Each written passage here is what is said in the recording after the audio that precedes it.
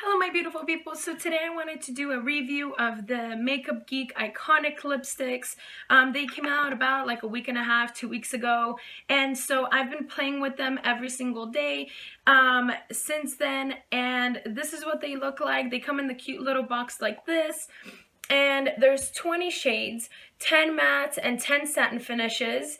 And so I actually just wanted to talk about and kind of give my opinion about this collection and some of my favorite shades in this collection as well. And so let's get started. The first things first, I thought that it'd be better if Makeup Geek actually came out with two separate boxes, one in a matte finish and another one in a satin finish, just because I'm a huge matte, I prefer matte shades in general, and these are mixed. Now, it's okay for this collection because I feel like it's their first launch, so they actually, gave you 10 mattes and 10 satins just so people can see which ones they prefer and which ones are better, or just have a combination of colors in general and finishes. Now, speaking of the finishes, one thing that really bugs me about this collection is the fact that there's no finish indicator anywhere on the lipstick. Okay, so on the tops, they're color indicated,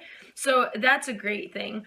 But they're all shiny on top, so there's no indication of what kind of finish it is. Not on top, and on the bottom, all it says is the name of the color and then iconic lipstick. There's no indication of what finish it is until you open it, and I kind of have to see if it's glossy on top or not.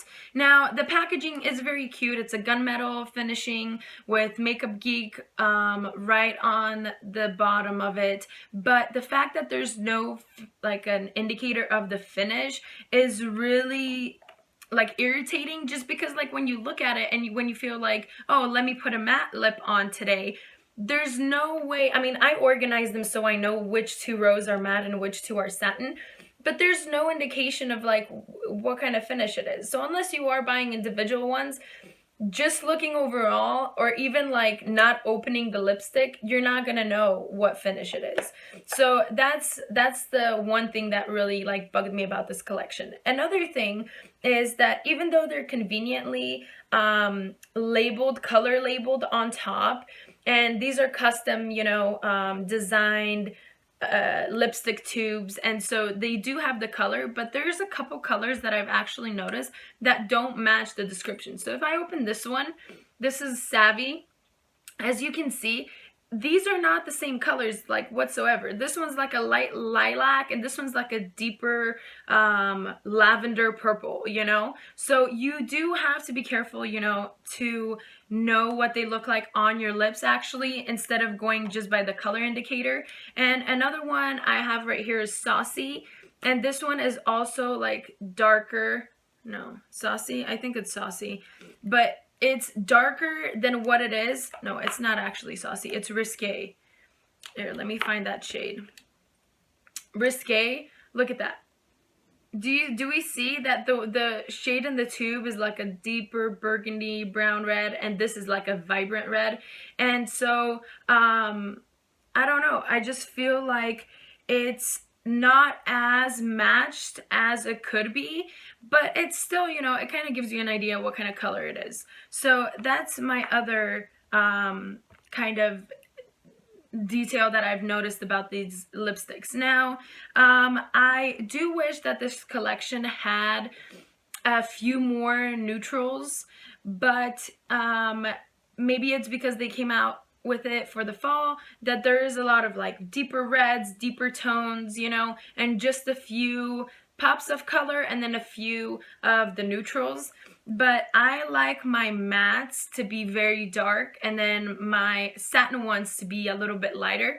But I mean, this is their first collection, so I'm sure they're just testing it out and see what people like and whatnot. So that's not a big deal. Now, I also wanted to mention that some of these, especially some of the satin ones, because the matte ones aren't scented whatsoever, but some of the satin finished ones, they actually have this very strange scent to them.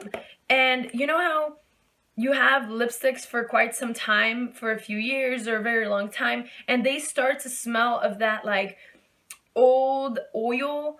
And I don't know, maybe it's just me, but I feel like the satin ones, the ones that are glossy or shiny, they smell weird and have a really weird, like a older oil smell sent to them. Yeah, I don't know. Maybe it's just me, so you guys will have to check it out. I definitely recommend the mattes in this collection. And some of my favorite matte shades, let me show you, are these four. Now, I'm going to just go in order. So, Saucy, Feisty, Risque, and Gullible are my favorite four in the matted portion of this collection. They're very nice, very creamy, very smooth, and they're mattifying without being drying on the lips. They have this very soft, velvety touch and feel to them, very comfortable on the lips. And then some of my favorite satin finished ones, even though I do prefer the mattes, are Shy, Candid, Spoiled, and Witty. I feel like these are great for the fall and just great in general, and they are very nice and pigmented on the lips as well. So that's it, you guys. Those are my observations on this iconic lipstick collection by Makeup Geek. So besides, you know, the color indicators not matching, there's no finish indicators anywhere on the lipstick, which is a huge observation. And there is a strange scent to the satin ones. Those are my observations for this collection, and it is a great collection for the first launch, you know, of matte and satin lip products overall. So thank you guys so much for watching. You can follow me on Instagram and Twitter, superlady246. You can also subscribe to my channel. I do a lot of swatching and reviews of beauty products and makeup in general. So thank you guys so much for watching, and hopefully you have a great one. Bye!